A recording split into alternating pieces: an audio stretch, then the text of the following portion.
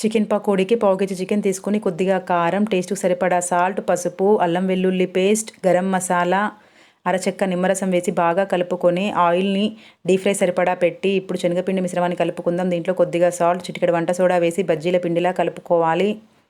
ఇప్పుడు మనం ఆల్రెడీ కలిపి పెట్టుకున్న చికెన్ పీస్ని ఒక్కొక్కటిగా మన శనగపిండి మిశ్రమంలో ముంచుతూ మన వేడైన ఆయిల్లో వేసుకోవాలి. ఇలాగే అన్ని చికెన్ ముక్కలని మన శనగపిండి మిశ్రమంలో ముంచుతూ మన వేడైన ఆయిల్లో వేసుకోవాలి. ఈ వీడియో నేను మన ఛానల్లో పోస్ట్ చేశానండి, లాంగ్ వీడియో.